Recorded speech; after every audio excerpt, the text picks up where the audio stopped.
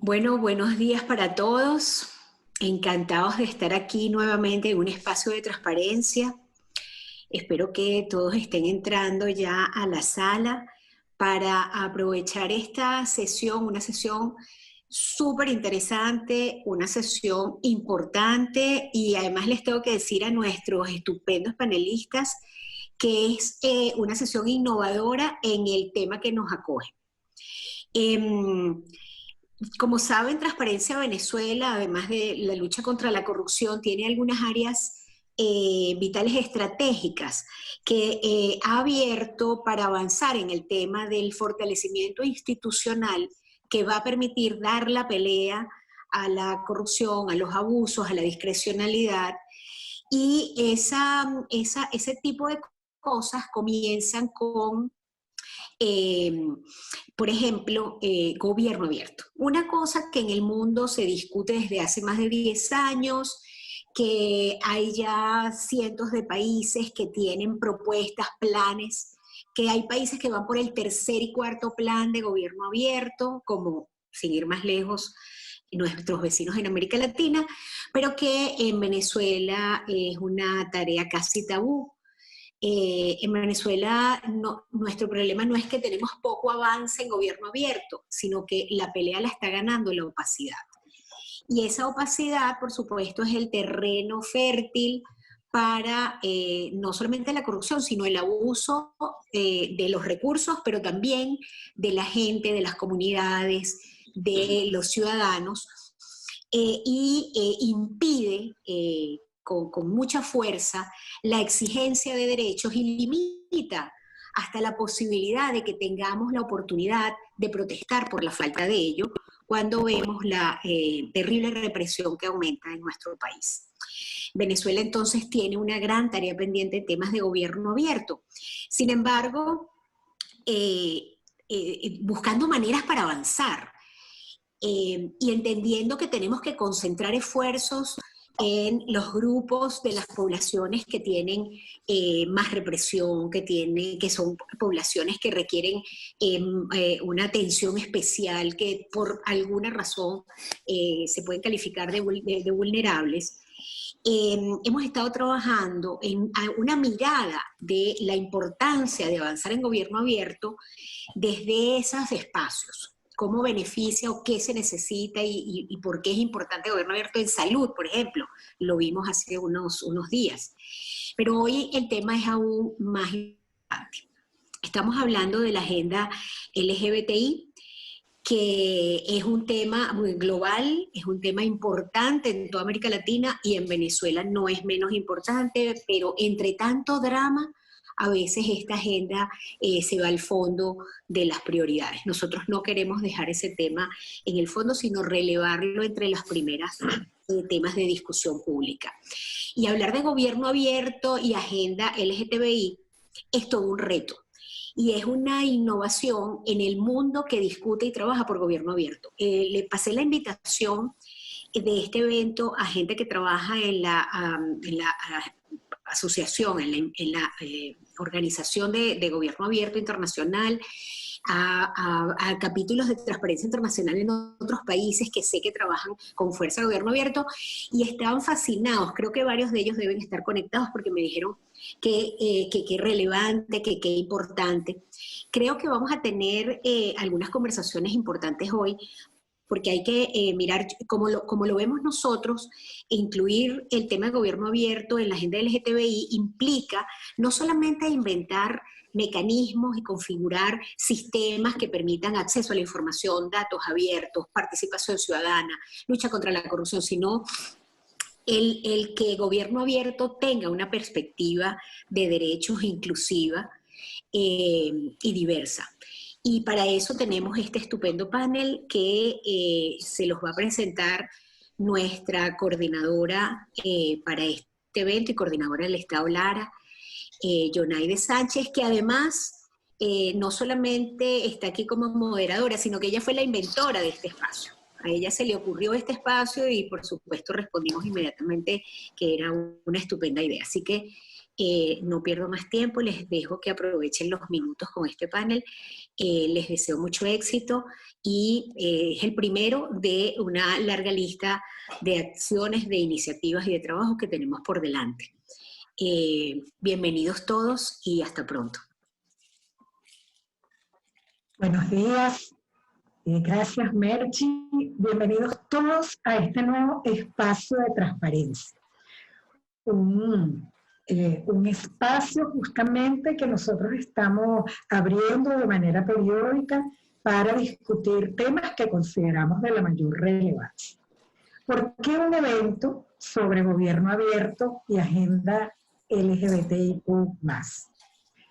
Bueno, habitualmente se hacen abordajes muy útiles y necesarios acerca del gobierno abierto basados en sus pilares fundamentales, que son participación, colaboración, transparencia, rendición de cuentas, innovación tecnológica, sistemas anticorrupción o las interacciones gobierno y ciudadanía. Esos son seguramente los contenidos más difundidos en los foros virtuales, en los espacios de formación y capacitación, en los espacios de información, pero no son los únicos que ocupan un lugar relevante en la agenda de la Alianza por el Gobierno Abierto. Allí también están temas como los géneros, la inclusión, la gobernanza y el desarrollo y el fortalecimiento del espacio cívico. Para que eso ocurra, allí tienen que estar todas las perspectivas, tienen que estar todas las voces. En su página oficial, la Alianza por el Gobierno Abierto lo señala en los siguientes términos. La apertura del gobierno es un método poco explorado para acelerar la igualdad de género y cerrar las brechas críticas en la información, el acceso y la participación.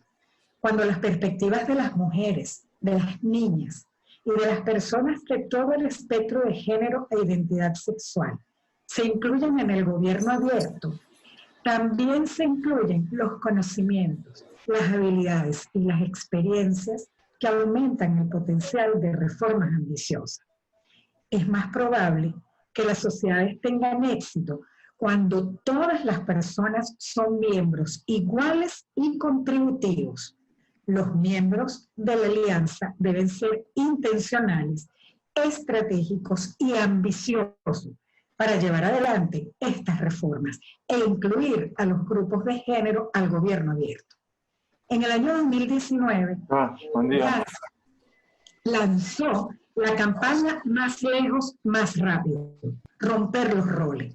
A nosotros nos encanta el contenido y nos encanta esa denominación, más lejos y más rápido, porque queremos promover que las iniciativas de gobierno abierto se vinculen a las perspectivas de géneros. Con esa campaña se buscó generar un espacio de co-creación mucho más amplio y que el 30% de los miembros asumieran compromisos en esta materia. Finalmente se logró que lo hiciera el 31% de los miembros. Aunque haya avance, el reto sigue siendo mejorar la calidad de la participación de todas las personas, pero también de las personas LGBTIQ+, y vincular las iniciativas de estos sectores a acciones concretas de acceso a la información, transparencia, rendición de cuentas y una gobernanza más genuina, más amplia y más inclusiva. Con este evento, desde Transparencia Venezuela, nosotros queremos hacer un aporte a la discusión de un tema muy poco explorado en nuestro país e impulsar un modelo de gobierno abierto que incluya múltiples voces, diversas perspectivas con enfoque de derechos y anticorrupción, para todos y todas. Es por eso que hemos convocado para ustedes un panel extraordinario que nos acompaña hoy. Están con nosotros Quiteria Franco, Tamara Adrián y Danilo Manzano. En su momento los vamos a presentar a cada uno de ellos. Les quiero decir que vamos a tener un primer momento con las 3 presentaciones. Cada una de ellas va a durar unos 15 minutos, en las cuales ellos van a poner sobre la mesa los puntos que consideran más importantes para que luego podamos pasar al espacio de interacción y de intercambio que vamos a tener con todos ustedes. Vamos a comenzar con Quiteria Franco. Bienvenida, Quiteria. Quiteria, bienvenida. 15 minutos. Adelante. Hola, buenos días, gracias. Yo voy mientras comparto la presentación, que lamento no haberla enviado a tiempo, voy a compartirla. Y si en algún momento la conexión pues falla, yo pues apagaré la cámara. A ver si se ve todo. Ok. Primero que nada, quiero darle gracias a Transparencia, a ti, Yonaide, por el interés en organizar este evento, este foro, más como una conversación que otra cosa sobre el gobierno abierto y lo que podría significar una oportunidad para la agenda LGBTI. Transparencia es una de mis organizaciones favoritas por el trabajo titánico que hacen en Venezuela y en los países donde están, ¿no? Yo agradezco además la invitación porque en estos días me sirvió para ir haciendo como un inventario de todo lo que se ha hecho en Venezuela en cuanto a la agenda de personas LGBTI. Y logré preparar esta presentación teniendo en cuenta dos cosas. Las acciones que hemos llevado a cabo desde la sociedad civil organizada en grupos, en colectivos, en organizaciones, en asociaciones civiles, y la respuesta del Estado, de las diferentes instituciones del Estado, pero además las acciones que ha llevado a cabo de alguna manera u otra el gobierno a través de sus instituciones y otras instituciones del Estado, y dónde han quedado, es decir, dónde está la información de esas acciones que tomó el gobierno. Porque creo que es un ejercicio reflexivo y que es lo que nos va a guiar para que en un futuro podamos tener en Venezuela un gobierno abierto. Y ustedes que están llevando adelante esto saben muchísimo mejor que yo lo que significa gobierno abierto. Y ya Yonaide y Mercedes en su presentación lo hicieron. Gobierno abierto tiene que ver con transparencia, transparencia en el manejo de los recursos, transparencia en las acciones, transparencia en los planes que se presentan también por parte del gobierno. Aunque estamos hablando de gobierno abierto, yo no dejo de pensar que en realidad estamos hablando del Estado, porque estamos hablando de todas las instituciones que forman parte del Estado, ¿no? También significan esas características de gobierno abierto tener acceso a la información, es decir, tener archivos abiertos, que podamos ir a la página web de una institución y encontrar allí memoria y cuenta, datos, estadísticas y cualquier tipo de información que sea útil para la sociedad civil en su trabajo por los derechos humanos. Pero también dos cosas súper importantes es la construcción de políticas públicas con participación ciudadana. Porque al fin y al cabo somos la ciudadanía quienes entendemos las necesidades que tenemos y las necesidades que tenemos como población, como individuo o como colectivos inclusive. Y eso también, a mi manera de ver, significa construir gobiernos abiertos inclusivos y hacer de toda la sociedad el lema de Naciones Unidas de no dejar a nadie atrás. Y eso significa ser gobiernos abiertos y también inclusivos, inclusivos de todas las personas, de todas las necesidades, pero creo que hay algo importantísimo que debemos hacer. Un gobierno abierto no va a ser realidad ni en Venezuela ni en nuestros países latinoamericanos si seguimos eligiendo la gente que estamos eligiendo. Es decir, si seguimos eligiendo la gente con base en el carisma, en el populismo o lo que queremos escuchar, en lugar de escoger gente preparada, con trayectoria, como se hace en otros países vecinos, que el político tiene una carrera y va demostrando a lo largo de esa carrera, va demostrando su trabajo.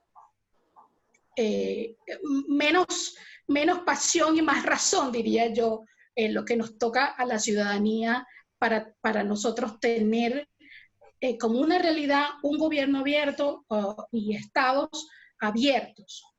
Entonces yo les voy a hacer como un repaso de lo que mi memoria y mis archivos me permitieron hacer sobre el trabajo que se ha hecho en Venezuela en la agenda de personas LGBTI, de derechos humanos siempre, ¿no? En el año 2010 hubo el censo de población y viviendas en el país. Para ese entonces, que se hizo en 2011, para ese entonces Unión Afirmativa, a través de una solicitud formal en el Instituto Nacional de Estadística, logra que se elimine aquel algoritmo que impedía que las parejas del mismo sexo se censaran como parejas. Para 2012 se publican estos datos preliminares que fueron presentados por el mismo Elías del Yuri, que para ese entonces era el director del Instituto Nacional de Estadística, y dice que existen entre 4.000 y 6.000 parejas conformadas por parejas del mismo sexo, familias conformadas por parejas del mismo sexo. Sorpresa que para el año siguiente, 2013-2014, esas cifras preliminares desaparecen en su totalidad del informe final que fue aprobado en la Asamblea Nacional de ese año.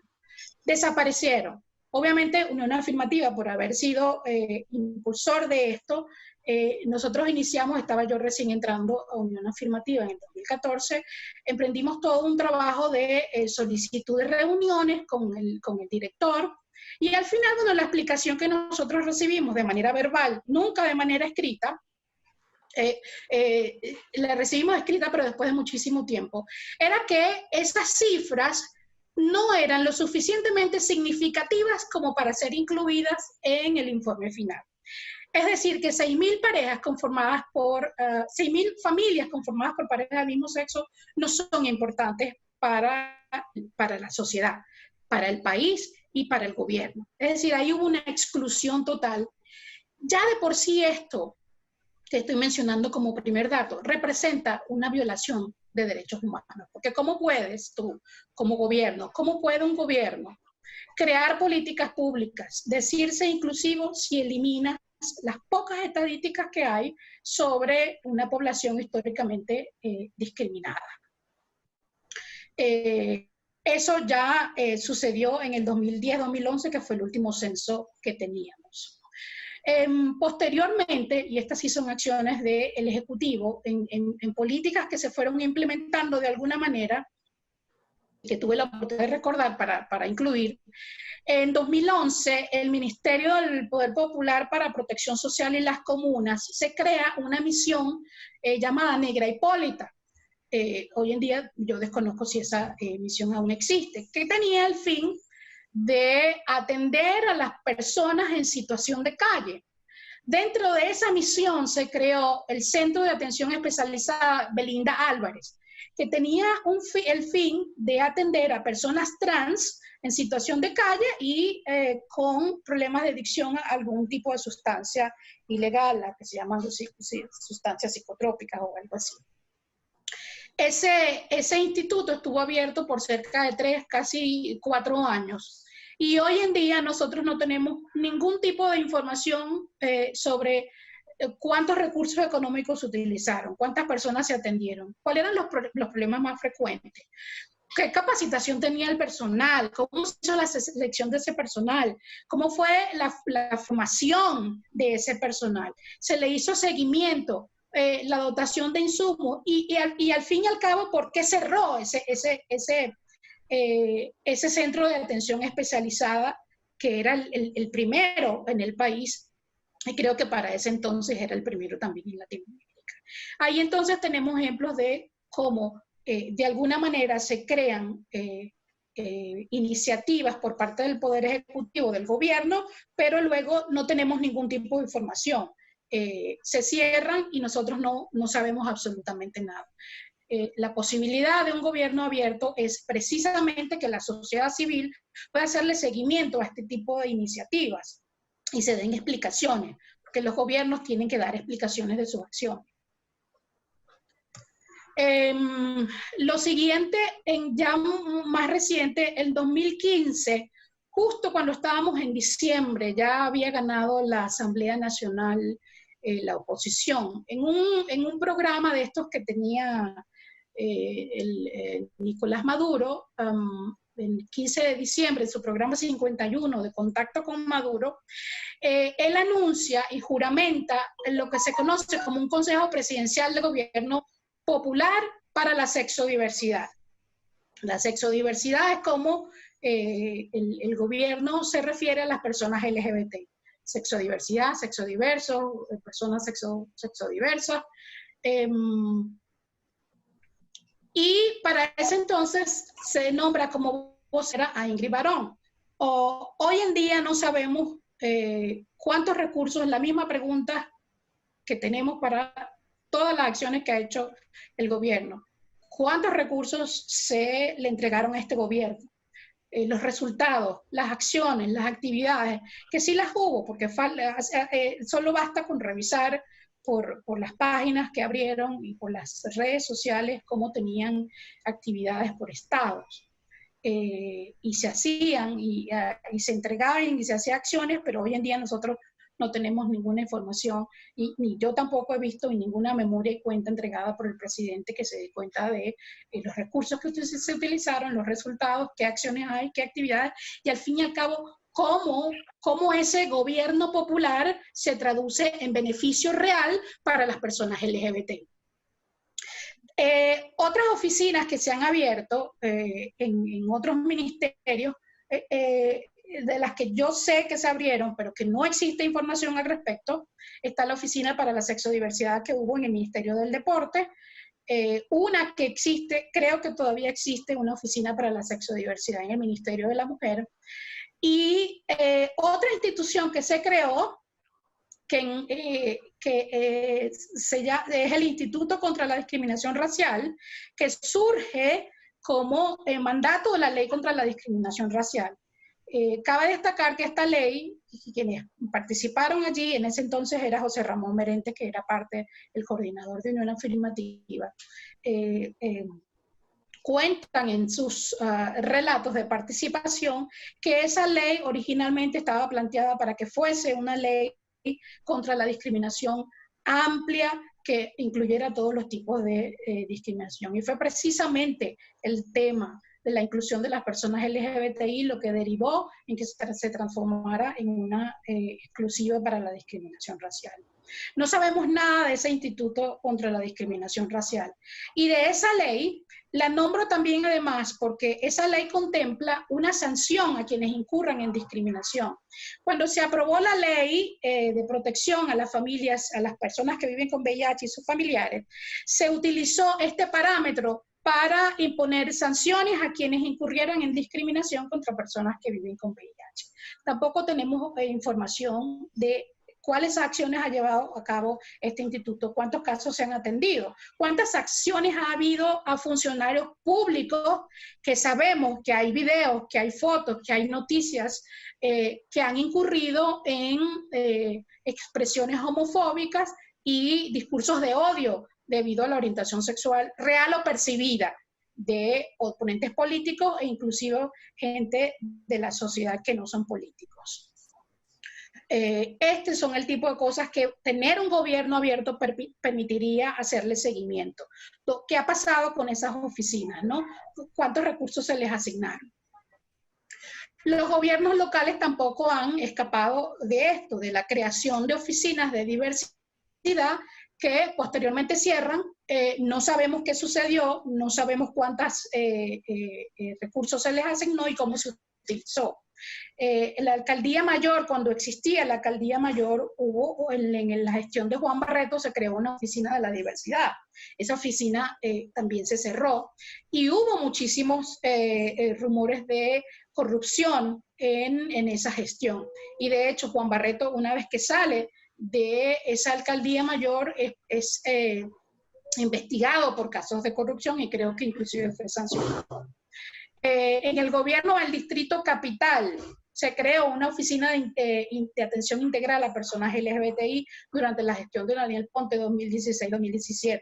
Y al frente de esa organización estaba Leandro Viloria y Cody Campos. Y yo no sé si ustedes recordarán, pero eso está en las noticias y se puede investigar y se puede confirmar, que esa oficina cerró una vez que se dio el cambio de Daniela Ponte a Carolina Sestari en el gobierno del Distrito Capital.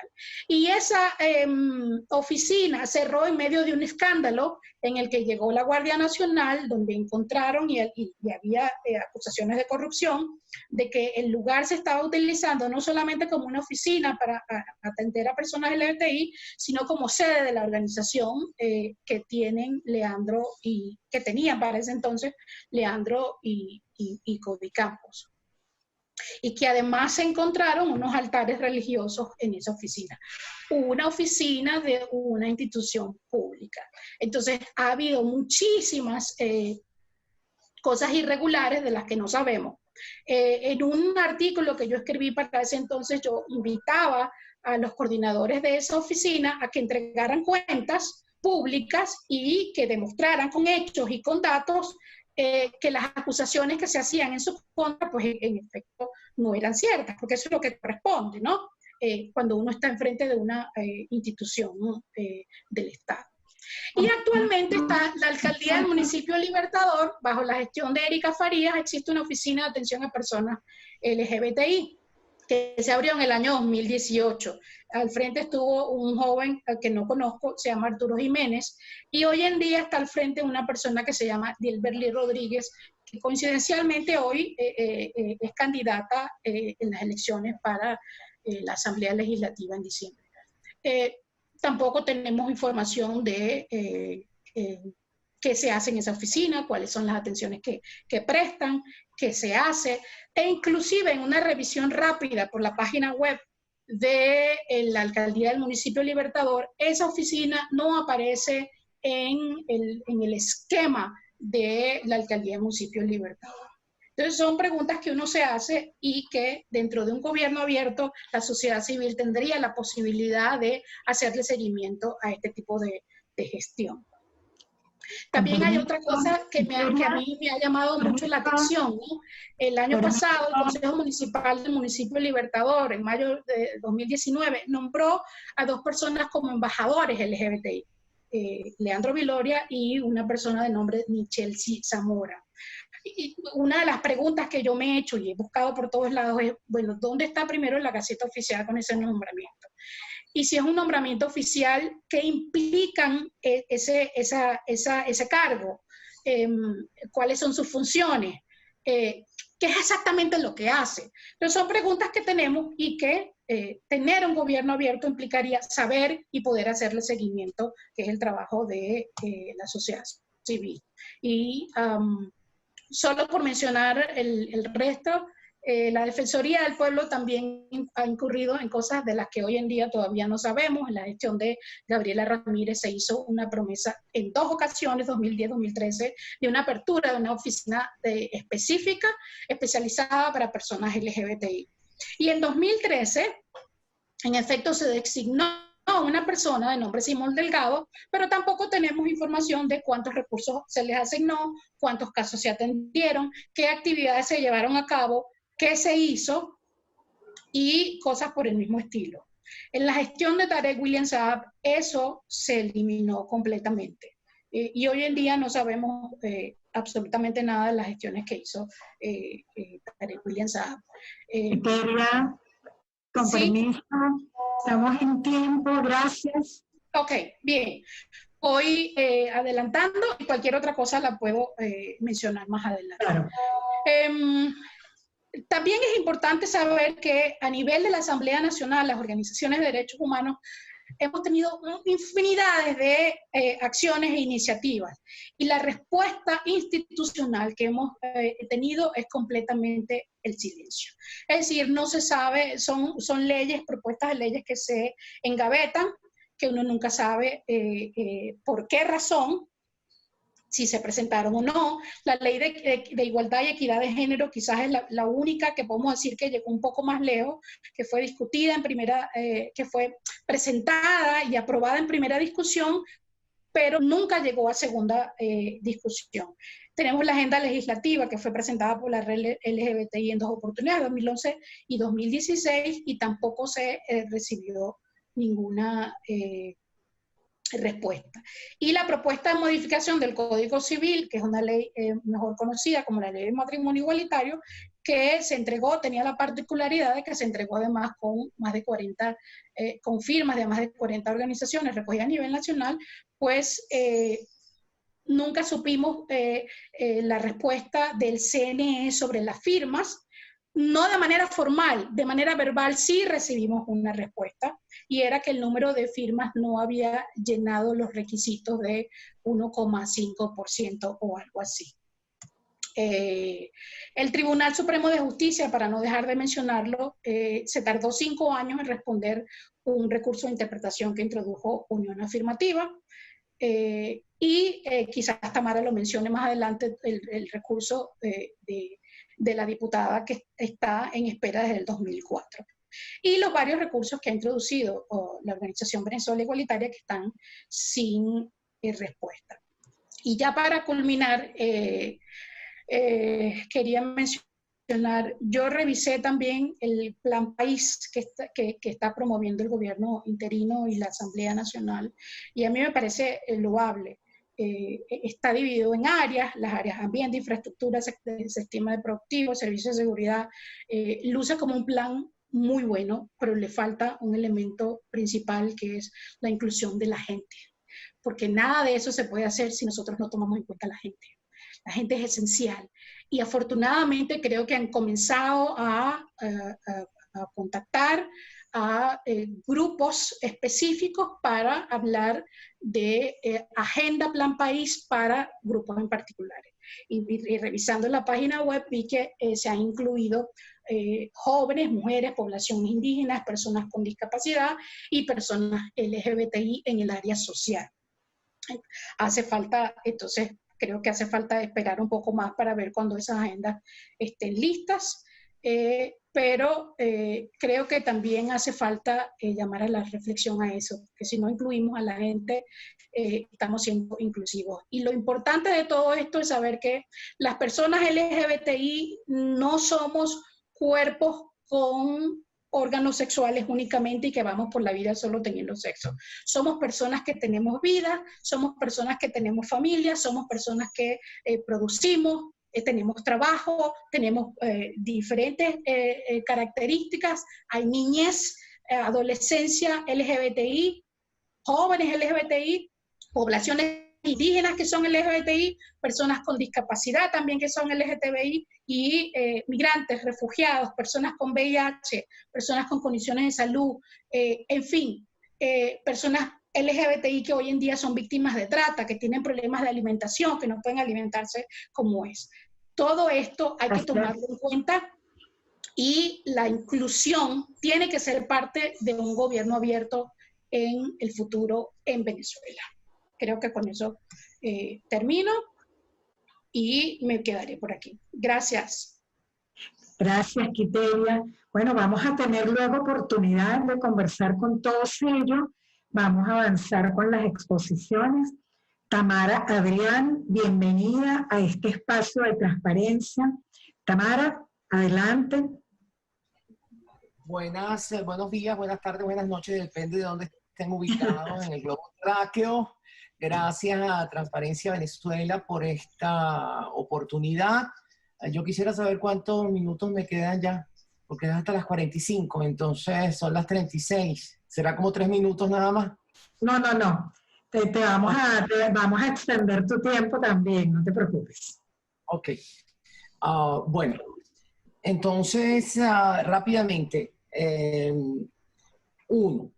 La historia de la transparencia se remonta a tiempos tan lejanos como el reinado de Luis XIV, cuando se exigió la creación de un Consejo de Estado a los fines de generar el control de los actos del Estado y la transparencia de la rendición de cuentas. Sin embargo, a lo largo del tiempo, los ensayos para crear una verdadera transparencia con relación a la rendición de cuentas y la rendición efectivamente de gestión ha sido una de las grandes luchas de las democracias. No existe rendición de cuentas en las dictaduras, ni de izquierda ni de derechas. Tampoco existen derechos para las personas, derechos humanos para las personas de las minorías en los países donde existen dictaduras también de izquierda y de derecha. Por eso es que en el caso de Venezuela es evidente que la confrontación de la situación que existe con relación a los derechos para la población LGBT, los derechos iguales para la población LGBT, con relación al resto de los países de América Latina, es tan notoriamente atrasado. En efecto, y para aquellos y aquellas que no lo sepan, en este momento en América Latina existe matrimonio igualitario en México, Costa Rica, Colombia, Ecuador, Brasil, Uruguay, Argentina, y uniones civiles en Chile y una sentencia reciente en Bolivia. Existe el reconocimiento de la identidad de las personas por vía administrativa, sin requisitos patologizantes y de manera expedita con el otorgamiento de una nueva partida de nacimiento en México, Costa Rica, Colombia, Ecuador, Brasil, Uruguay, Argentina, Chile y Bolivia. También existe protección integral contra la discriminación e inclusive en algunos países la penalización de los crímenes de odio con agravantes específicas en todos esos países. Venezuela se destaca entonces por ser un antro de intolerancia, un sitio de intolerancia y de irrespeto a los derechos de la población LGBTI. Esto ha sido medido en las consecuencias de esto han sido medidas en un survey, en una encuesta que realicé durante el año 2019 y que redacté un libro sobre los resultados de esta encuesta que se encuentra en la red, en la página academia.edu, que se llama Para dejar de ser fantasmas. Lo meten en Google y lo encontrarán, que da cuenta de la situación respectiva de las personas LGBT viviendo en Venezuela con relación a aquellas personas LGBT venezolanas viviendo en la diáspora. Y la confrontación en las situaciones económicas, de violencia, sociales, culturales, educativas, en uno y otro contexto. Y una de las cosas que más, uno de los hallazgos que más llama la atención es que cuando tú comparas la violencia en la calle, en el espacio público, e inclusive la violencia que sufren las personas LGBT en colegios, en el sistema educativo o en el trabajo, comparativamente reduce, y eso tiene variaciones dependiendo de la orientación sexual o la identidad de género, pero reduce esa violencia verbal y física en un promedio de un 70% menos para aquellas personas que están viviendo fuera de Venezuela. Eso quiere decir que hay un verdadero problema de violencia, de exclusión en Venezuela. Un problema de exclusión educativa, un problema de exclusión social, un problema de exclusión laboral, un problema de violencia y un problema de discriminación. Ahí está medida por primera vez esta situación. Ahora, lo que es invisible no se puede ver. Por eso la necesidad de traer al tapete, como decía Quiteri anteriormente, las acciones y traer al tapete lo que se quiere hacer para mostrar el pecado original. ¿Dónde está el pecado original en el caso venezolano? Y eso debemos mencionarlo siempre. En estos días existen para ese supuesto evento electoral que se quiere realizar en diciembre sin condiciones y sin que haya ni transparencia ni ningún tipo de seguridad, de certeza sobre los resultados. Y con una manipulación del tema de los partidos políticos, etcétera, etcétera. Pero hay algunos candidatos y candidatas LGBT, particularmente en el ámbito del PSV. Y una de las cosas que leía yo ayer era que resurgía en todas las redes, y en esta noticia en particular, que las promesas sobre matrimonio igualitario son imposibles de cumplir porque se opone el artículo 77 constitucional. Eso no es cierto, pero es cierto. Vamos a decirlo en este orden. No es cierto porque los derechos humanos son de interpretación progresiva, 1.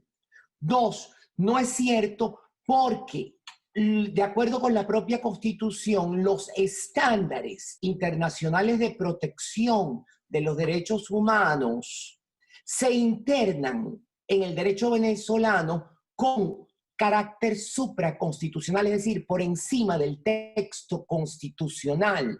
Ergo, cuando la decisión de la consultiva de la Corte Interamericana de Derechos Humanos en el caso de Costa Rica establece que los derechos de la población LGBT, 1, al reconocimiento de la identidad de las personas trans por vía administrativa, sin requisitos patologizantes, por medio del otorgamiento de una nueva partida de nacimiento y en condiciones de privacidad, que son las 3 primeras partes de la sentencia, y que en segundo lugar existe el derecho de las parejas del mismo sexo al reconocimiento de uniones civiles y al reconocimiento del matrimonio.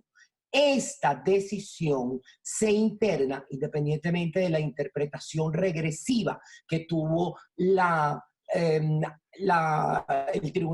Sala Constitucional del Tribunal Supremo de Justicia en la sentencia del 28 de febrero del año 2008, caso Unión Afirmativa de Venezuela, por cierto, que interpretó de manera regresiva el artículo 77, diciendo, atreviéndose a decir, porque ha sido el único tribunal en el mundo que se ha atrevido a decir que las parejas del mismo sexo son ontológicamente diferentes de las parejas heterosexuales, confrontando estas terribles decisión con la que paralelamente dictó la Corte Constitucional Colombiana.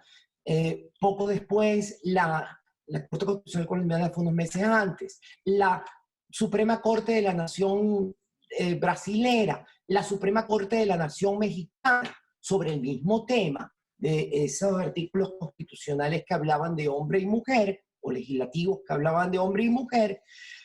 En los 3 casos hablaron de una interpretación progresiva de la ley. Ahora bien, en este ámbito, ¿cómo entra el gobierno abierto como elemento de cambio?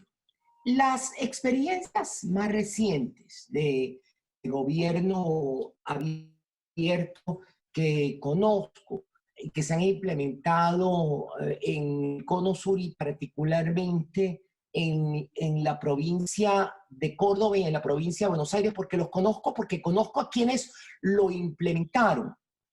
Incorporaron de manera directa a la población LGBT en la gestión y en el control de la gestión, en la inclusión social y educativa de las personas LGBT y particularmente de la población trans, más recientemente en la incorporación de 1% de funcionariado público para la población trans por la exclusión histórica de esta población del sistema educativo y laboral. Más del 90% no tienen un trabajo digno debido a los prejuicios.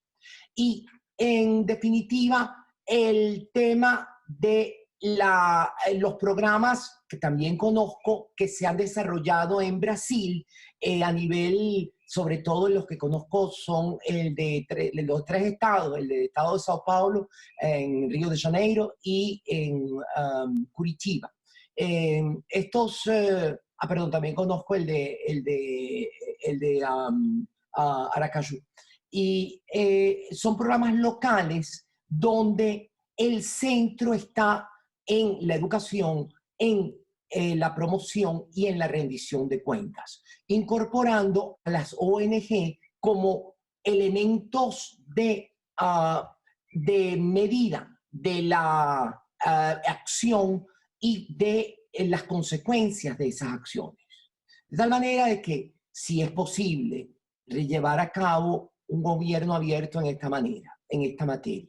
Finalmente, como elemento de reflexión, cuando yo me incorporo en la Fundación de Voluntad Popular, fue porque yo me reuní con Leopoldo López para tratar de incorporar esto en el municipio Chacao, donde ya no era él el alcalde, pero sí estaba alguien que estaba también haciendo vida en la formación del partido. Y justamente lo que se quería crear era justamente un sistema abierto en donde todo tema de presupuesto, todo tema de medida, todo tema de rendición de cuentas estuviese lo suficientemente documentado y lo suficientemente expuesto a través de redes sociales, con la finalidad de que toda la sociedad civil y en general todas las personas pudiesen efectivamente empujar hacia los cambios necesarios en las políticas públicas. Desafortunadamente, y con esto termino, la experiencia en Venezuela es que la opacidad ha sido absoluta y la ausencia de rendición de cuentas ha sido total. Por ende, tenemos mucho trabajo por delante para, uno, restablecer la democracia y una vez restablecida la democracia para eliminar justamente estas secuelas de esta opacidad que ha tenido más de 20 y tantos años Venezuela. Gracias por su atención. Muchísimas gracias, Tamara.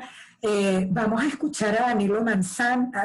Danilo es activista político y social por la diversidad en ese país, defensor de derechos humanos, actualmente director de la organización ciudadana Diálogo Diverso, desde la cual han brindado atención directa a más de 5.500 personas LGBTI+ de Venezuela en Ecuador. Muy agradecidos, Danilo, por esta cifra extraordinaria que nos conmueve y que nos hace agradecerle esa solidaridad. Es coordinador general de la plataforma de comunicación digital Dialogando Ando, espacio de comunicación para las juventudes diversas en Latinoamérica. Es conferencista internacional sobre diversidad sexogenérica con énfasis en participación política, migración y refugio de personas LGBTIQ+. Bienvenido, Danilo, adelante. Después de la intervención de Danilo, vamos a abrir el espacio de intercambio con ustedes. Adelante. Muchísimas gracias, mi querida Yonaide, y quiero primero agradecer también a Transparencia Venezuela por esta enorme oportunidad de que podamos contar los beneficios que tiene que el Ecuador sea parte de la Alianza para Gobierno Abierto, pero sobre todo tener esta oportunidad también de compartir una vez más un panel virtual con la diputada Tamara Adrián, a quien envío un abrazo enorme, siempre ese reconocimiento inmenso por el trabajo que realiza en pro de los derechos de la comunidad LGBTI, resistiendo en Venezuela, pero también por el énfasis y el empuje que representa para la comunidad LGBT en América Latina y el mundo entero. Así también enviar mi saludo afectuoso a Quiteria Franco, quien desde Unión Afirmativa también están generando esta resistencia necesaria en pro de los derechos de la comunidad LGBTI venezolana. Bueno, yo quiero comentarles, agradeciendo una vez más la invitación, justamente cuáles son las ventajas y estas oportunidades que podemos encontrar cuando un país, en este caso el Ecuador, que justamente el 18 de julio del 2018 pudo ser reconocido ya como parte de la Alianza para el Gobierno Abierto y asumir no solamente las diferentes responsabilidades que esto implica, sino también ser parte ya de una enorme cantidad de países alrededor del mundo, que en este momento son ya 78 países y 22 gobiernos locales en la actualidad que forman parte de este proceso. Es importante entonces conocer de manera inicial qué busca el gobierno abierto. El gobierno abierto como tal en esta alianza, una vez que un país ingresa, tiene como principales objetivos el fortalecimiento de la democracia, mejorar la calidad de vida de la ciudadanía, generar confianza entre los gobiernos y promover la innovación y el emprendimiento. Todos estos ejes, estos objetivos fundamentales tienen que estar y tienen que ir de la mano de los pilares que tiene el gobierno abierto, que si bien existe una estructura, en este caso general, una estructura macro, se van aterrizando ya de manera más concreta en cuál es de este plan de acción, cuál es de esta hoja de ruta que se quiere generar a nivel local, a nivel país. Los ejes, entonces, de estos pilares fundamentales en los que se basa el gobierno abierto tienen que ver primero con la transparencia y el acceso a la información pública. En este sentido, estaba siguiendo mucho la participación tanto de Quiteria como de la diputada Tamara y concuerdo al 100%. Y les quiero contar algunos temas que han pasado aquí en el Ecuador con base a esta temática.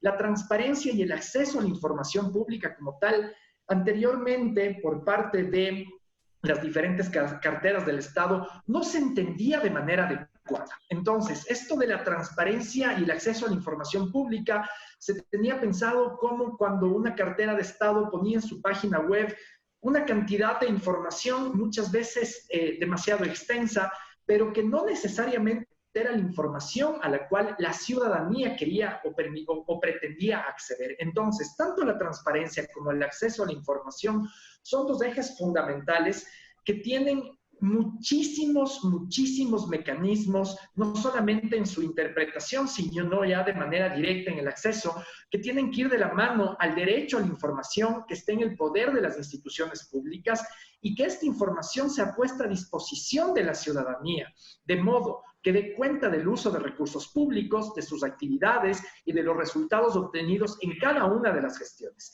Esta información debe ser relevante, exigible, accesible, oportuna, tiene que ser veraz, tiene que ser comprensible. Esto quiere decir que hable en el lenguaje ciudadano, tiene que ser sencilla, tiene que ser divulgable, es decir, que pueda ser compartida de una manera fácil y sobre todo tiene que ser completa. La transparencia como tal no puede ser un ejercicio en el que el Estado quiere transparentar aquella información que le parece pertinente. Tiene que ser toda la información en el acceso a la información. Por otro lado, otro de los pilares tiene que ver con la integridad y la rendición de cuentas. Esto se refiere a los valores y principios determinados en las normas de conducta y el comportamiento del servidor público al momento de desempeñar sus funciones. Además, implica que el Estado fundamente sus acciones y asuma la responsabilidad sobre sus decisiones. Sobre el tema de integridad y rendición de cuentas, que creo que es uno de los ejercicios que desde la ciudadanía hacemos mayor énfasis, es que también a través de lo que implica la Alianza para Gobierno Abierto pueda tener un enfoque de cambio permanente. En el caso del Ecuador, por ejemplo, hay un tiempo en el que las diferentes carteras de Estado, los diferentes ministerios, pero también los funcionarios públicos que han sido electos a través de los procesos de elección popular, hacen una rendición de cuentas que de pronto aquí en el Ecuador se volvió, digámoslo, como un sentido muy alegórico, se volvió como una costumbre en que se organizaba un mitin político, sea presencial o en este momento sea virtual, para que el funcionario público cuente lo que tuvo que hacer. Muchas veces utilizando una vanaglorización cuando en realidad eran sus responsabilidades. Entonces, la rendición de cuentas como tal es un ejercicio que definitivamente tiene que darse de manera permanente, pero también tiene que entenderse que esta es una obligación del funcionario público y que en este caso a los ciudadanos no nos está haciendo un favor al momento de cumplir con una de sus responsabilidades. Eso es importante también tener en cuenta. Así también involucra el fortalecimiento de mecanismos de control y vigilancia de las instituciones públicas y de los procedimientos para que la sociedad pueda exigir cuentas a sus representantes. Entonces, el ejercicio de la integridad y rendición de cuentas no solamente tiene que ver con esta voluntad, que en realidad es una obligación en la que el funcionario público y en sí el Estado en sus diferentes partes ofrece esta rendición de cuentas a la gente, más bien es un mandato y que tiene que ir de la mano a las acciones y a la información que la gente quiere conocer. Otro de los pilares importantes tiene que ver con la colaboración e innovación pública y ciudadana, que implica generar nuevos espacios de diálogo y trabajo que permitan encontrar nuevos enfoques, metodologías y formas de hacer gestión pública, favoreciendo la colaboración con otros actores de la sociedad. Involucra el reconocimiento de las capacidades y aportes de la ciudadanía en la solución de problemas de interés común, como la mejora en la prestación de servicios públicos, que es algo que aquí en el Ecuador ha ido mejorando, enhorabuena, pero que definitivamente todavía hay muchísimo por hacer.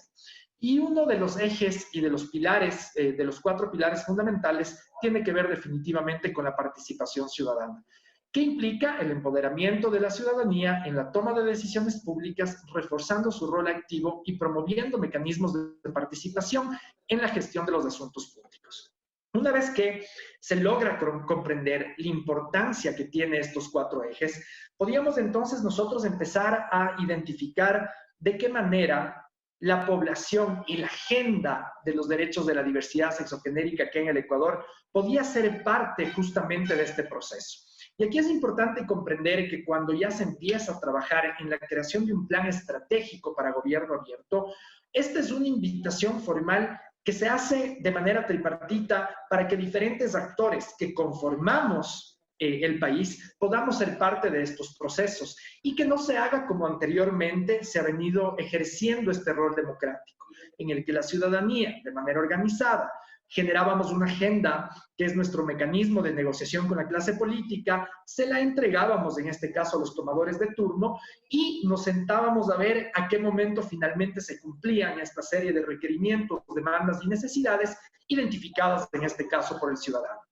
Una de las principales bondades que tiene la Alianza para Gobierno Abierto en su ejecución y en su implementación directa es que invita a todos los ciudadanos, tanto de la función pública, tanto de la sociedad civil como de la academia, a repensarnos de manera permanente de qué manera queremos vivir en un Estado que no solamente garantice derechos humanos para la ciudadanía en su diversidad, sino que también nos permita la identificación permanente de los diferentes mecanismos de acción, de trabajo, de rendición de cuentas, en la generación de transparencia, entre otros, para poder así reconocer que la ciudadanía como tal se comprende y se compone también por estos otros, por estas otras y por estos otros que están también ejerciendo un rol dentro de la función pública. Es decir, que la ciudadanía como tal no solo comprende a quienes estamos desde el otro lado, sino que es un ejercicio mancomunado que tiene que tener como objetivo mejorar la calidad de vida de todas y todos.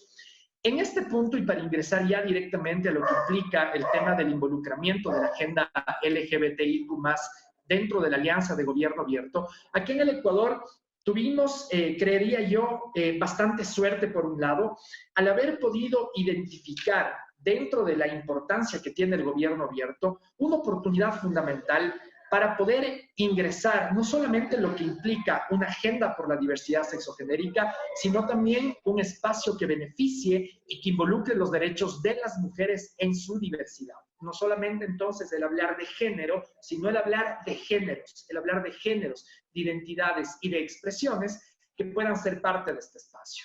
Puntualmente, para no extenderme en lo que implica el gobierno abierto, cuáles son sus objetivos, entre otras cosas, quiero comentarles, sí, cuáles son los resultados efectivos que hemos nosotros podido obtener a través de esta vinculación efectiva.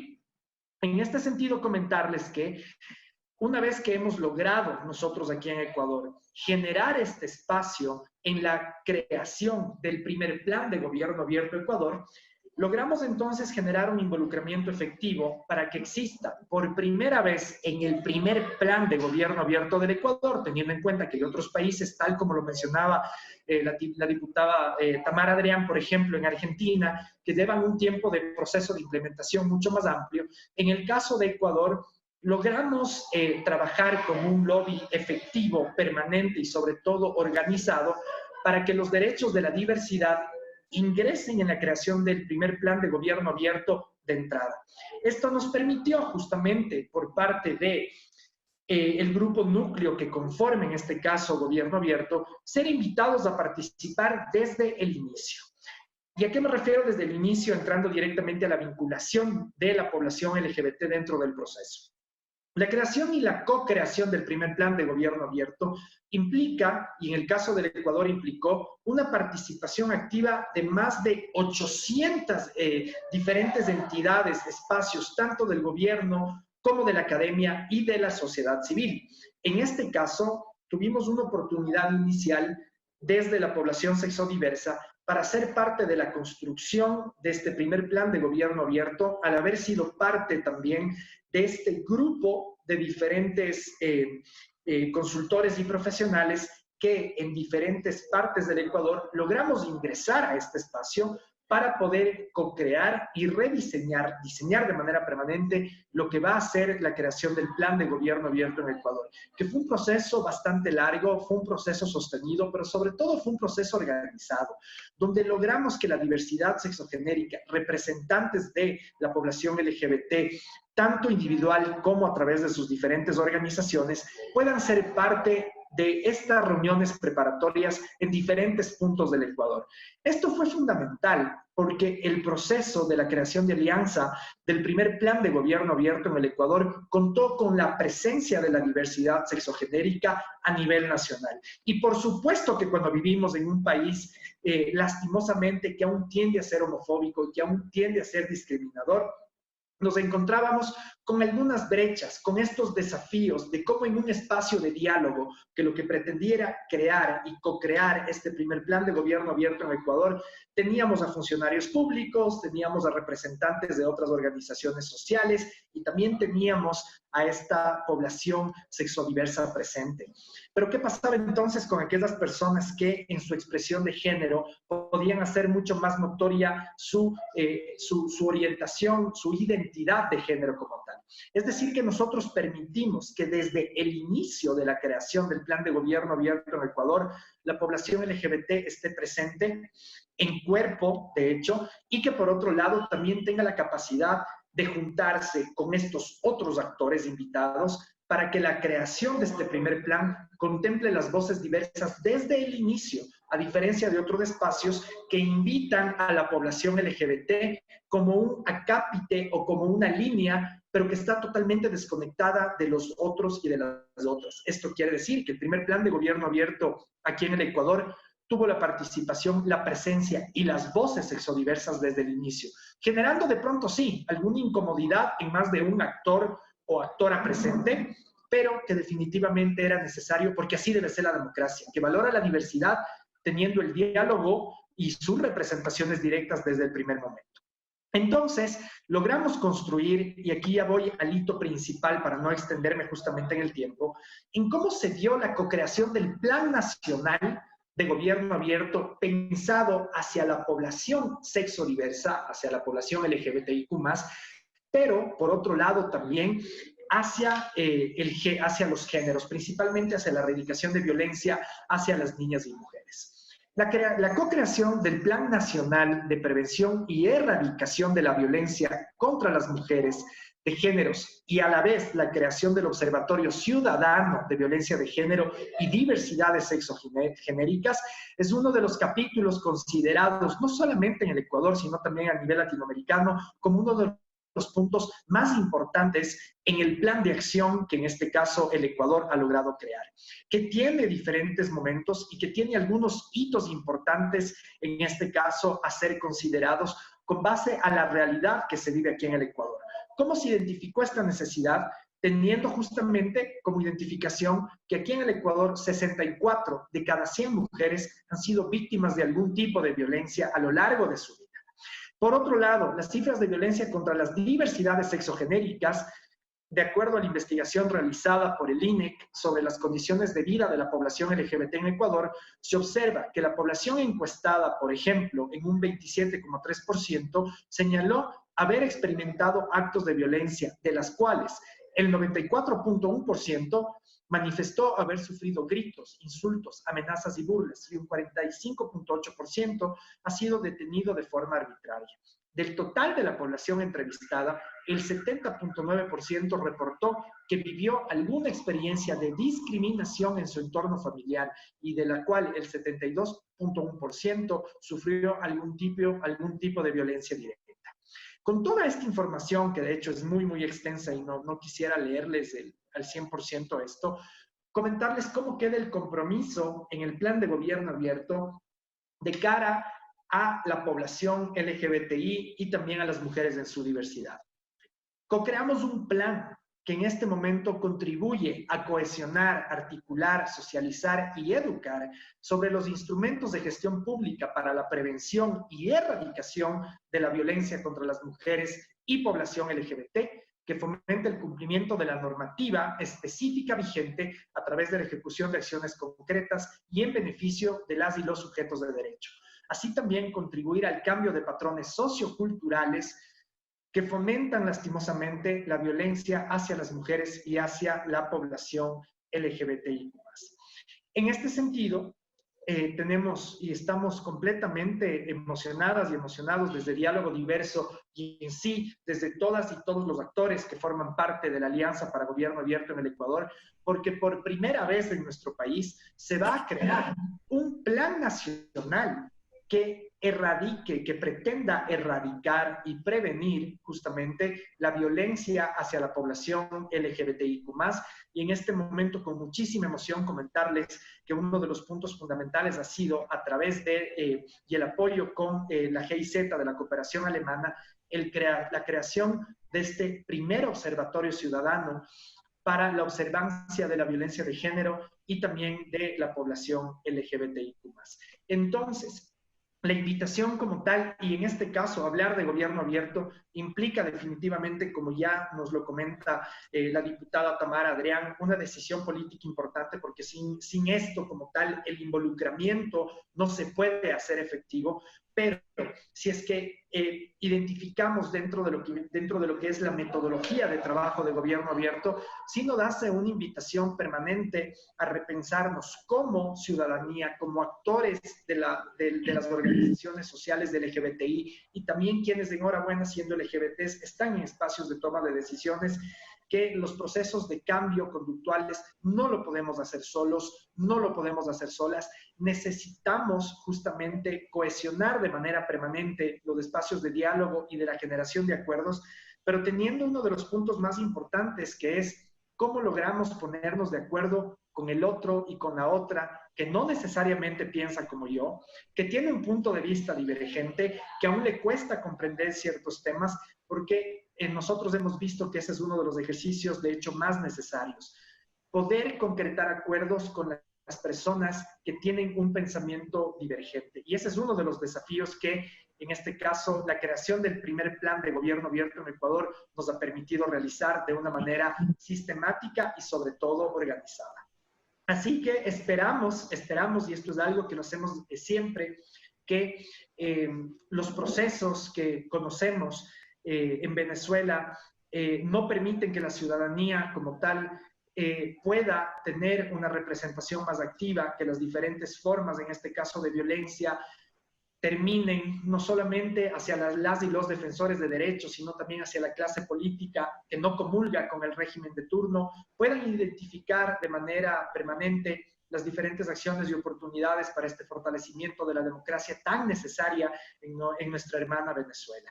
Espero que esta información haya sido de aprovecho y espero también poderles enviar alguna documentación aquí en el chat que pueda ser de interés para comprender de mejor manera las bondades que implica la vinculación de los derechos LGBT en el gobierno abierto, en esta Alianza Internacional por el Gobierno Abierto. Muchísimas gracias, Danilo. Realmente ese ha sido justamente el foco de interés con este espacio, ese vínculo. Además de las preguntas que ya les había mencionado, tenemos otras contribuciones muy interesantes de nuestros participantes. Nos dice desde Ecuador, Marcela Mora: el trabajo en red es una de las estrategias más importantes para lograr una acción colectiva más eficiente. En ese sentido, con base en su experiencia, ¿cómo se desarrolla la coordinación, colaboración, interorganizaciones de la sociedad civil para lograr objetivos comunes? ¿Cuáles han sido las problemáticas halladas en ese camino? ¿Y cuáles considera son los retos y desafíos? Mina nos dice: mil gracias. Yo quisiera preguntar cómo valoran la importancia de comunicación en los procesos de transparencia. Eso es para todos. Jonathan Mateus le pregunta a Tamara: hablando de rendición de cuentas y transparencia, ¿podrías informar a las personas LGBTI cómo ha sido tu gestión en la Asamblea Nacional? Acuerdos, parlamentarismo de calle, propuestas de ley, actividades públicas con las organizaciones LGBTI nacionales. ¿Crees que es justo seguir apelando a las restricciones del TSJ, la necesidad de restablecer la democracia en Venezuela, entre otros, para seguir dejando atrás los temas legislativos concernientes a matrimonio o identidad de género en la Asamblea Nacional? Jairo García nos comenta: sin duda, opacidad, autoritarismo, violación de derechos humanos, incluido el sector LGBTI, se implican. Y lo contrario, gobierno abierto, democracia, respeto progresivo de los derechos humanos, también van juntos. Le pregunto a la doctora Tamara Adrián: ¿la ampliación de los derechos individuales, civiles, matrimonio, identidad, es suficiente para garantizar los derechos plenos del sector LGBTI? ¿Habría que reconocer derechos especiales? ¿Y qué otros derechos prestacionales sociales distintos a los generales requiere de manera especial el sector LGBTI+? Por supuesto que además de que la pregunta se dirige a alguien, los demás panelistas también pueden intervenir en el momento en que lo deseen. Tenemos otra intervención de Nelson Freire. Valioso este espacio de reflexión sobre un tema novedoso del presente y futuro. Quisiera indagar sobre las condiciones que sería necesario impulsar y las acciones que se pudieran promover para ampliar la articulación de organizaciones de la sociedad civil en procura de incrementar la influencia de la comunidad LGBTI en nuestra sociedad, en el sentido de visibilizar a futuro un gobierno abierto. ¿Cuáles serían las prioridades en esa dirección? Vamos entonces a darle 3 minutos a cada panelista para que comenten no solamente las preguntas que le dijeron a cada uno, sino cualquier otro comentario, otra contribución que deseen hacer. Entonces, vamos a hacerlo al revés en esta oportunidad. Danilo, comenzamos contigo. Gracias. Muchas gracias, mi amiga querida. Estaba justamente leyendo las preguntas y veo que Tamara va a tener muchísimo que responder en este caso. Pero nada, en lo que implica justamente, creo que las preguntas más importantes tienen estas dos patitas, ¿no es cierto? Estas dos aristas. La primera, yo creo que para que podamos trabajar de manera efectiva en lo que implica el gobierno abierto, porque digamos que el gobierno abierto debería ser una forma de vida, como debería ser la democracia, ¿no es cierto? O sea, tanto la democracia como el gobierno deberían verse así, como una forma de vida, como un ejercicio permanente en el que cada uno de sus actores, previo a trabajar de manera conjunta, también de manera interna tenemos nuestros enormes desafíos. En lo que implica el tema LGBTI, por ejemplo, esta dificultad de poder ponernos de acuerdo de manera permanente en una generación de agenda conjunta, donde se puedan priorizar cuáles son las necesidades efectivas. Aquí en el Ecuador acabamos de cumplir un año en junio del primer aniversario en cuanto a la aprobación del matrimonio civil igualitario por parte de la Corte Constitucional, y muchas personas dijeron, perfecto, bueno, ahí está, la población LGBT ya tiene garantizado absolutamente todo, cuando en realidad el tema del matrimonio igualitario era una arista más de una agenda inmensa en cuanto a poder tener este acceso equitativo igualitario hacia los múltiples derechos que aún siguen siendo una deuda permanente de la democracia con la ciudadanía, en este caso sexodiversa. Así que para accionar de manera inicial, creo que es necesario soltar los egos, y creo que esto es algo que también atraviesa a la sociedad civil en este caso, la dificultad muchas veces de identificar los puntos comunes más allá de las diferencias para que de manera organizada podamos tener justamente una agenda común que nos permita también responder de una manera adecuada como sociedad civil. Por otro lado, en el caso de aquí del Ecuador, en una de las preguntitas que hacía justamente Marcela, a quien enviamos un enorme saludo, ella fue parte del equipo de presidencia de la República que impulsó como un profesionalismo realmente grande el proceso para la creación de la Alianza de Gobierno Abierto. En este sentido, yo creo que las dificultades dadas a lo largo del camino ha sido cuando la sociedad civil como tal deja de creer. Y creo que eso es uno de los temas más fuertes, ¿no? Hemos venido acostumbrados a trabajar con gobiernos de tipo paternalista, que también, por otro lado, no han regresado a ver de manera honesta las demandas que desde los ciudadanos existen. Y esto también hace que muchas veces algunos actores como tal ya no pierdan la fe, por así decirlo, en trabajar de manera conjunta con un gobierno de turno. Finalmente, es importante entender que en este caso el gobierno abierto como tal no solamente involucra a quienes están en un espacio de toma de decisión, sino que en realidad es una agenda de país. Es una agenda que se construye con diferentes ejes, en este caso, no solamente con los objetivos que se persiguen desde la demanda ciudadana, también con el apoyo de la academia, con quienes están dentro de la función pública, sino también siguiendo los objetivos de desarrollo sostenible que en este momento son fundamentales. Así que yo creo que para terminar mi intervención, yo creo que como ciudadanía también tenemos que despojarnos muchas veces de esa mala onda que a veces podemos verle a todo, que es parte lastimosamente de los diferentes procesos. Aprender a trabajar de manera intergeneracional es valiosísimo.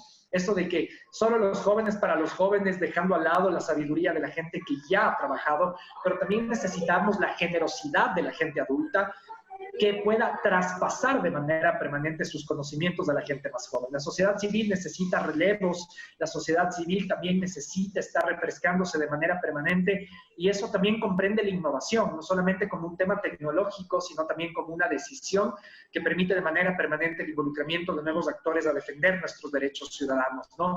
Y comprender finalmente que la vinculación de la agenda LGBT al plan de gobierno abierto como tal no tiene que tener como objetivo seguir viéndonos como un gueto, sino justamente las demandas que de manera organizada tenemos que incluir por el bien de la ciudadanía. La democracia tiene que construirse con un beneficio en la forma de vida de todas y todos. Eso de que nos siguen viendo como minoría y por lo cual tienen que darnos pequeñas dádivas para que nos conformemos, no puede ser parte de las negociaciones, y en este caso el gobierno abierto nos da una oportunidad de generar acuerdos de manera mucho más grande, en medida de que sepamos organizarnos de manera interna también. Danilo, muchísimas gracias. Bueno, tantas ideas tan interesantes que están planteadas aquí, y daría para tanto. Lamentablemente, pues nuestro tiempo es limitado, pero nos encanta que nos pongas los enlaces de los documentos que comentabas para poder compartirlos con todos y seguir trabajando este tema en nuestros distintos espacios. Tamara, adelante. Gracias, yo voy a hacer como Munch en 3 minutos. No puedo. Pero bueno, vamos a dar por lo menos alguna idea de las cosas. Sobre el contenido de la sentencia de la Sala Constitucional del TCJ, y su alcance, ¿qué fue lo que dijo el TCJ? Que las parejas del mismo sexo eran diferentes de las parejas heterosexuales y que por ende el artículo 77, cuando hablaba de hombre y mujer, no era discriminatorio porque la discriminación solo ocurría cuando se realizaba entre pares y que la Asamblea Nacional podía legislar sobre derechos siempre que no fuese ni el matrimonio ni las uniones estables de hecho, es decir, una estructura segregacionista. Por lo que cualquier decisión de la Asamblea Nacional es ir en contra de esta decisión del TCJ con las consecuencias que esta horrible decisión regresiva del TCJ, homofóbica completamente, contraria a los derechos humanos, totalmente regresiva, que dictó el TCJ. Llamado revolucionario. En México la situación efectivamente depende de los estados, pero no olviden que hay una sentencia de la Suprema Corte de la Nación Mexicana que dice que el matrimonio puede ser el matrimonio celebrado en alguno de los estados, porque México es un estado federal. Que el matrimonio celebrado en un estado tiene validez en todos los estados, 1. Y 2, que aquellos estados que no tengan el matrimonio, se puede celebrar el matrimonio a través de un amparo, que cuesta dinero, que es tardío, pero se puede celebrar también. En este momento, si memoria no me traiciona, ya son 19 o 20 de los estados de México que tienen ya el matrimonio igualitario. En cuanto a la pregunta de si hay necesidad de una ampliación de derechos, si es suficiente, ya lo dijo Danilo, no, el matrimonio no es suficiente y el reconocimiento de la identidad es suficiente, pero es el inicio, el cambio. Tiene que haber otros elementos porque así como la igualdad ante la ley en virtud de la raza asegura esa igualdad ante la ley, no quiere decir que el racismo desaparezca o que la igualdad ante la ley de las mujeres no significa que la misoginia desaparezca y que la discriminación en contra de la mujer haya desaparecido. Hay mucho trabajo por hacer, pero sin duda alguna, esos dos hitos del matrimonio y del reconocimiento de la identidad, unido al tema de la inclusión social y acciones afirmativas, es indispensable. En relación a las condiciones de inclusión de la comunidad LGBTI en Venezuela es complicado porque desafortunadamente ninguna ONG prácticamente en Venezuela recibe recursos, ni del Estado ni de forma internacional, por lo cual estas ONG son pobres de toda pobreza, son absolutamente precarias y a eso se agrega una diáspora terrible. La mayor parte de nuestros dirigentes se han ido del país y nos hemos quedado sin generación de relevo en muchas ocasiones. Sin recursos y sin generación de relevo hay que hacer un esfuerzo organizativo bien importante en esta materia. Con relación a las preguntas de Jonathan Mateus, rendición de cuentas, creo que está ya en las redes y estoy preparando ya el informe para este año. Se aprobó el Día Internacional contra la Homofobia, se aprobó una resolución sobre el VIH, perdón, el COVID y cómo afectaba desproporcionadamente a la comunidad LGBT. En la cual, por cierto, incorporó un ala de Primero Justicia, un ala, y digo porque no todo Primero Justicia sí, pero un ala de Primero Justicia, una mención a ese nefasto artículo 77 constitucional que habla de hombre y mujer, tratando de evitar que se hablase de matrimonio igualitario. Se incorporó un proyecto de ley de reforma de la Ley Orgánica de Registro Civil que no ha sido discutido, pero no ha sido discutido porque es que ninguna ley ha podido ser discutida en la Asamblea Nacional. Se aprobaron 3 leyes al inicio del 2016, que fueron todas ellas declaradas inconstitucional por el Tribunal Supremo de Justicia. Después se estableció el supuesto desacato de la Asamblea Nacional, se eliminaron las funciones legislativas de la Asamblea Nacional y el presupuesto de la Asamblea Nacional, y desde entonces Venezuela no ha podido tener leyes en ninguna materia, en ninguna, salvo 3 leyes del tema de transición que se aprobaron en el año 2019. es una función legislativa prácticamente que es frustrante para mí como abogada y que quería justamente promover esta discusión de la igualdad. Recientemente, por cierto, incorporé a la Comisión de Política Interior una reforma de esa que hice en el 2016. Y finalmente, habría que incorporar derechos adicionales. No, la población LGBT no necesita derechos especiales, como ninguna población. Lo que necesita es derechos iguales y que se asegure esa igualdad. Y, por ejemplo, en el caso de la comunidad trans, es posible que se requieran acciones afirmativas de, por ejemplo, en el área laboral, el LGBT en general, en el área laboral. Si ustedes ven el informe mío, verán cómo, por ejemplo, la deserción educativa, sobre todo de la comunidad trans, es terrible, aunada a la intención de suicidio por el bullying en el colegio y la ausencia de cualquier tipo de política pública en Venezuela de inclusión educativa de la comunidad LGBT.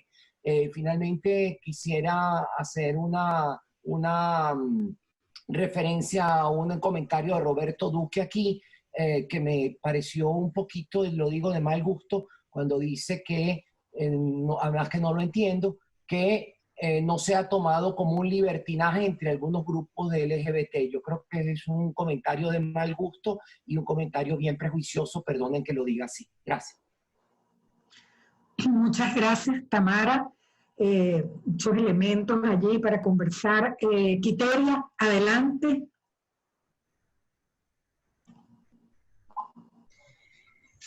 Ajá, voy.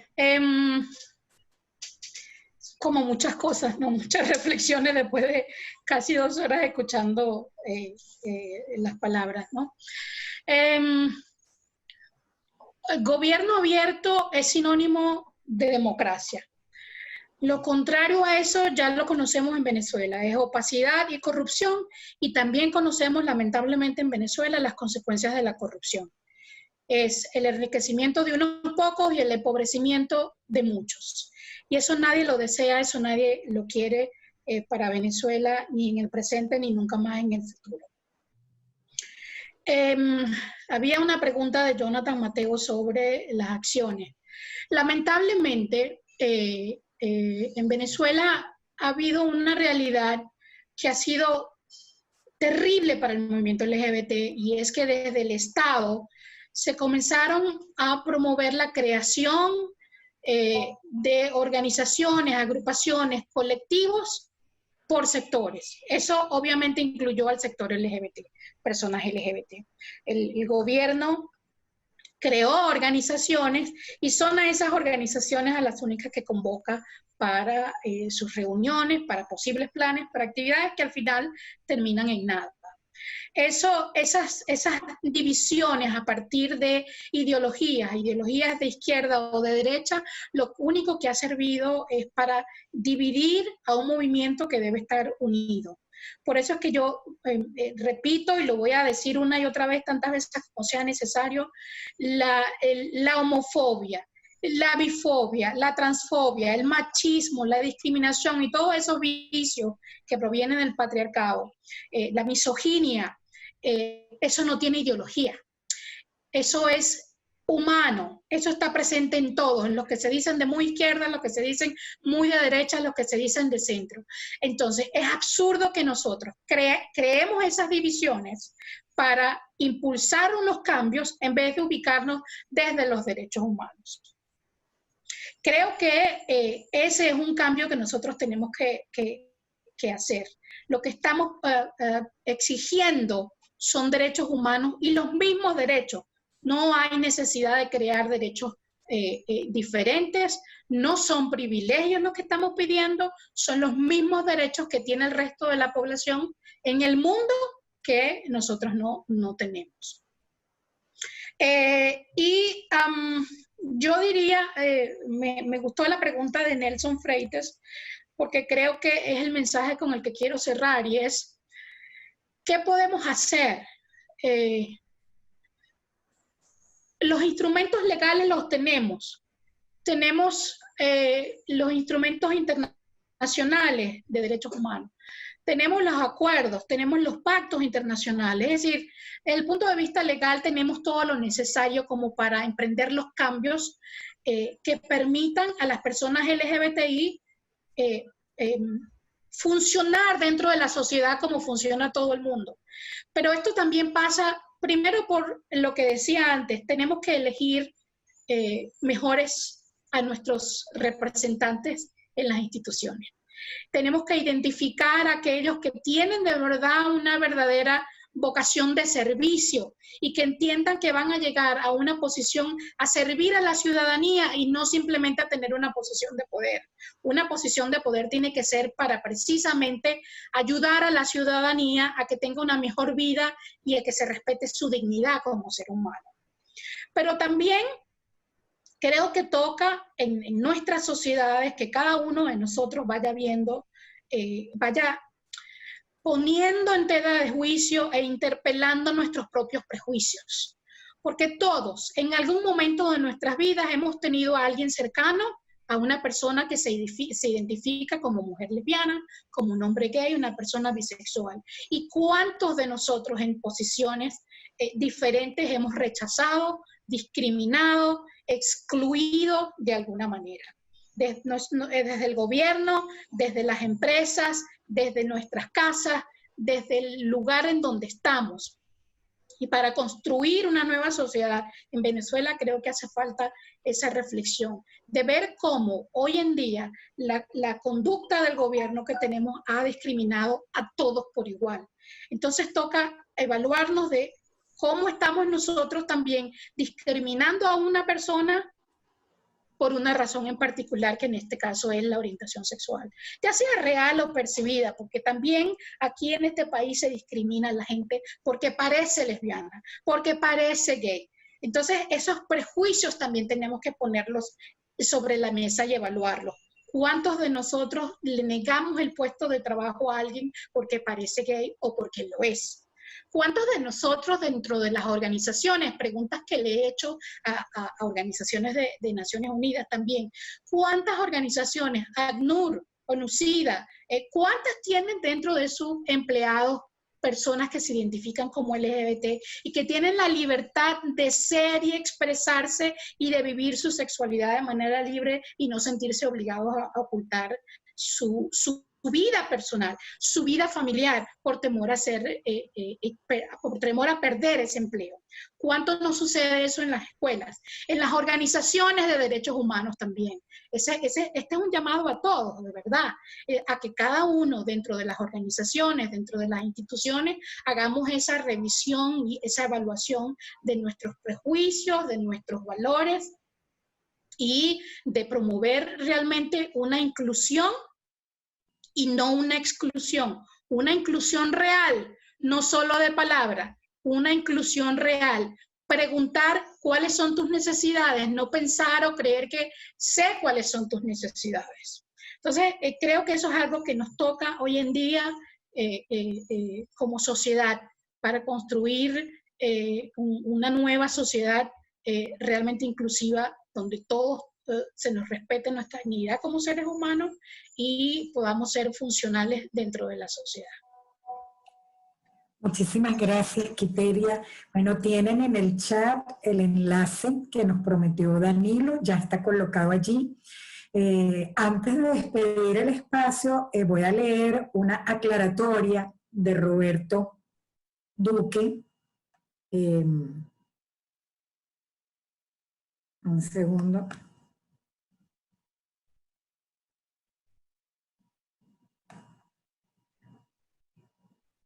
Ya la vamos a leer. Dice Jonathan también: agradecemos a Transparencia Venezuela por este espacio, a Quiteria y Tamara por su trabajo sostenido a favor de nuestra comunidad a pesar de las adversidades que se tienen en nuestro país.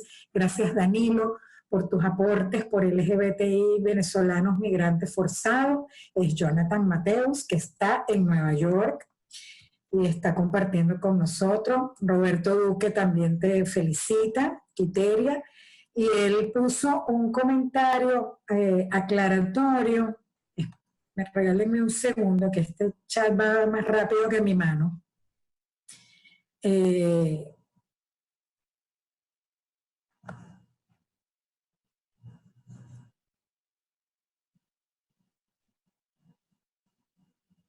y nos dice que en ningún momento quiso hacer un comentario incómodo, sino cómo el tema del gobierno abierto podía, digamos, vencer ese tipo de prejuicios, ¿no?